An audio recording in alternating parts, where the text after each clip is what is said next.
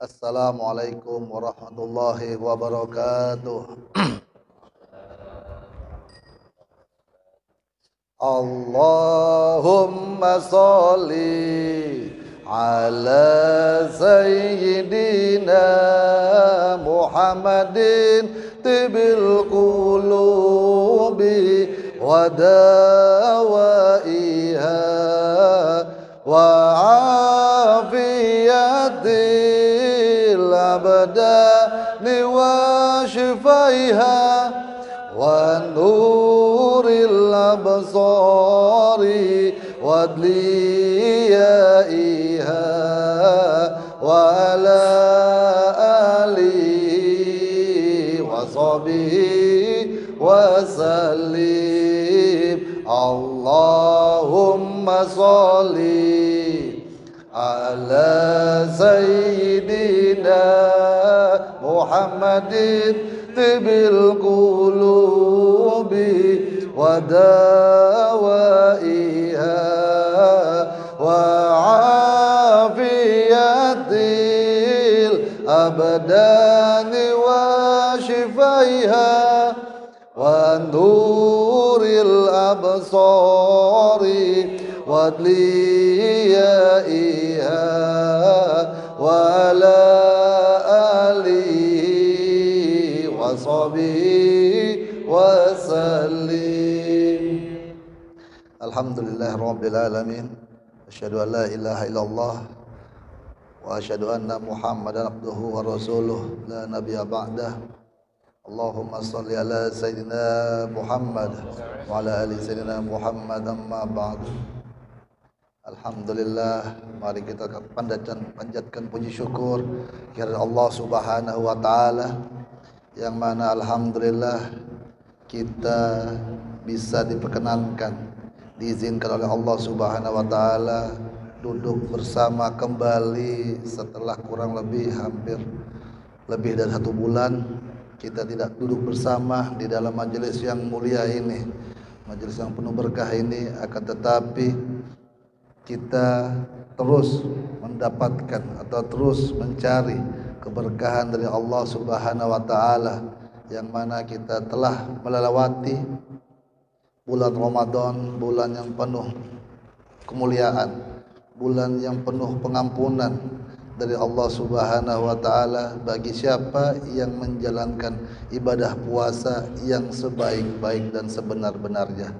Mudah-mudahan apa yang telah kita lakukan, ibadah puasa yang di bulan Ramadan ini yang kita lakukan, insyaallah Allah hapuskan segala dosa-dosa kita, Allah panjangkan usia kita, Allah sehatkan badan kita, Allah terus memberikan rahmat kepada kita buat saudara-saudara kita ataupun istri kita dimanapun mereka berada.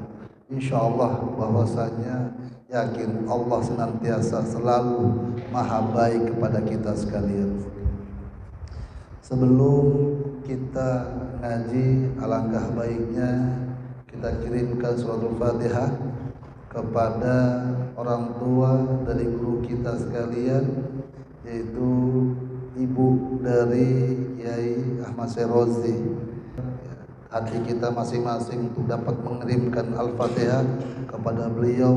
Mudah-mudahan Allah angkat derajat beliau, Allah muliakan beliau, Allah lapangkan kuburan beliau, Allah terangi kuburan beliau, Allah jadikan beliau termasuk golongan orang-orang yang beriman, orang-orang yang dicintai oleh Allah dan Rasulnya.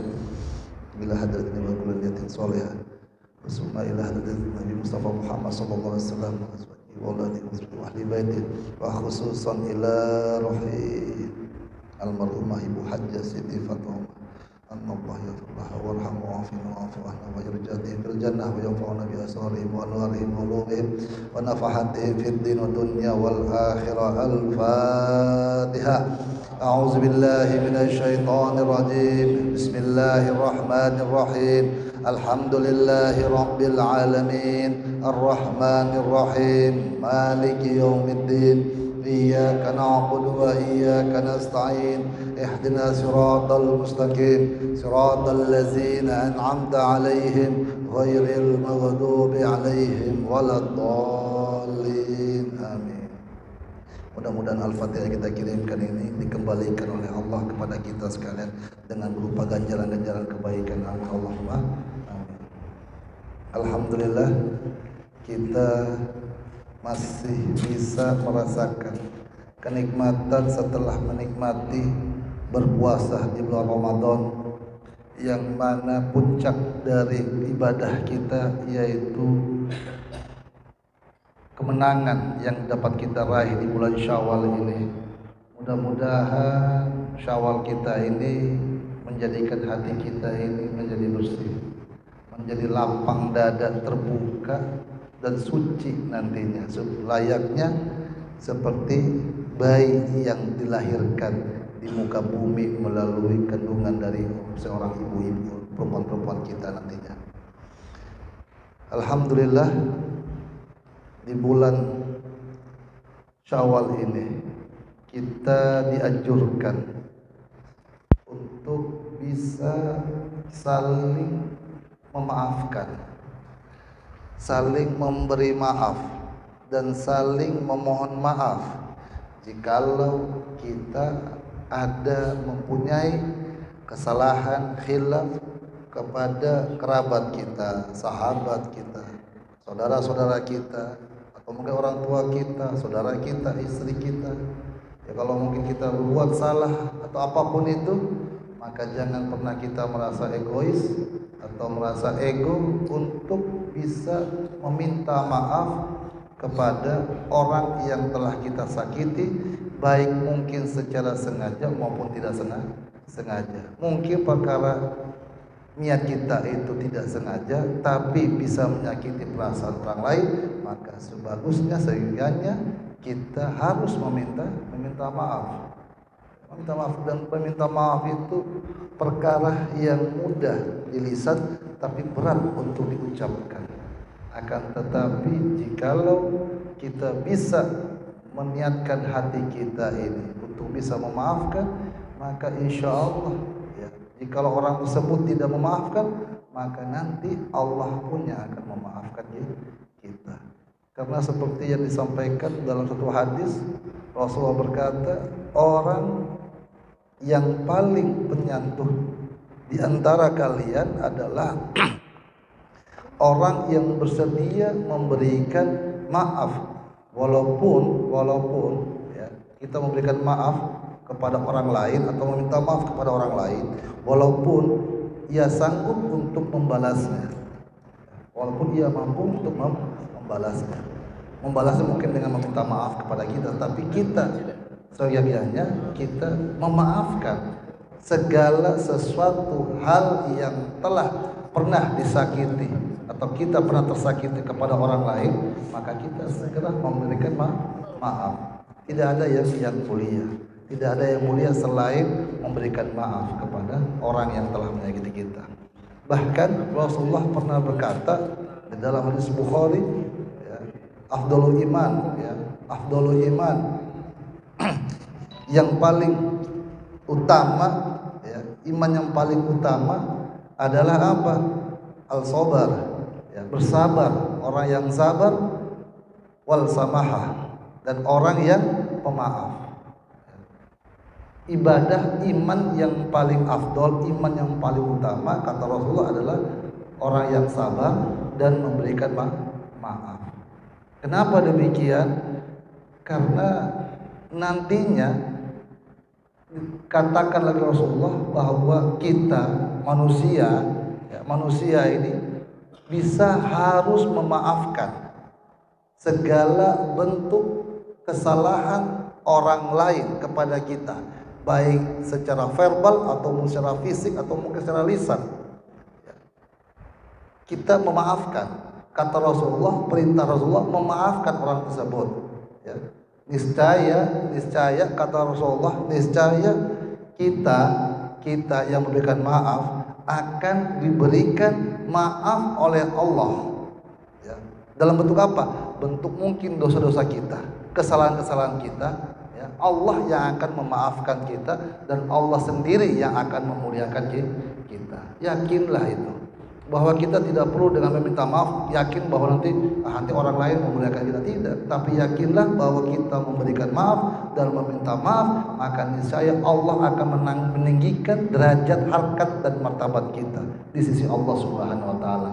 Kalau Allah sudah mengangkat derajat kita, otomatis Allah sendiri yang akan memberikan maaf kepada atas dosa-dosa kita sekalian.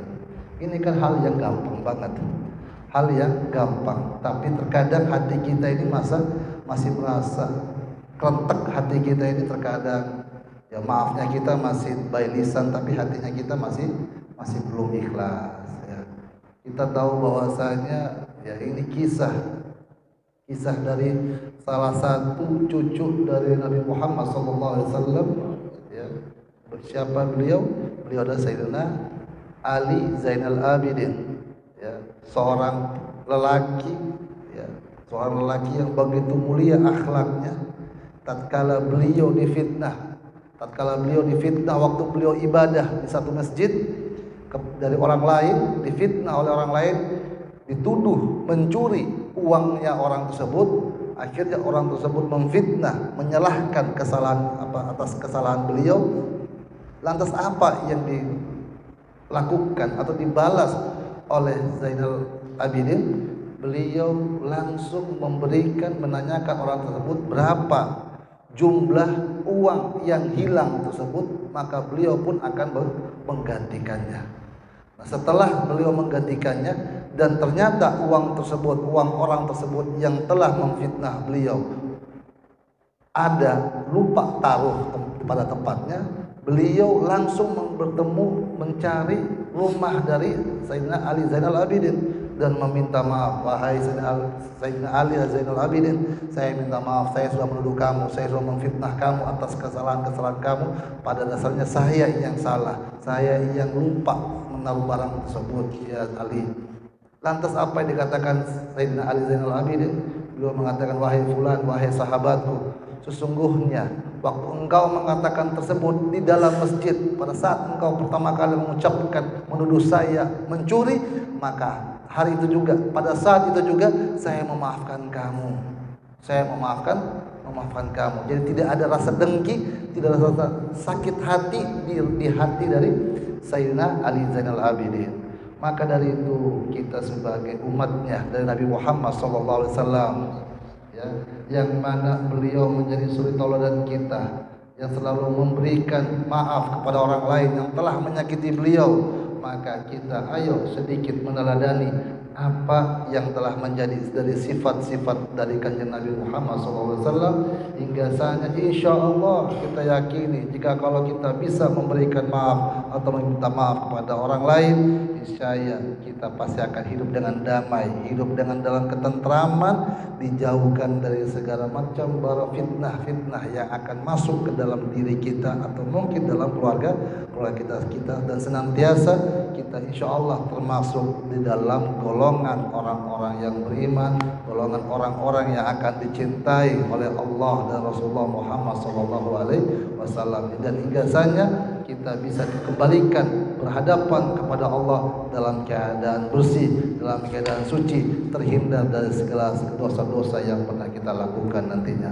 Demikian kajian atau hikmah yang dapat kami sampaikan, mudah-mudahan bermanfaat bagi kita sekalian untuk terus mencari keberkahan dari Allah Subhanahu wa taala. Demikian dapat kami sampaikan. Kami akhiri semua. Assalamualaikum warahmatullahi wabarakatuh.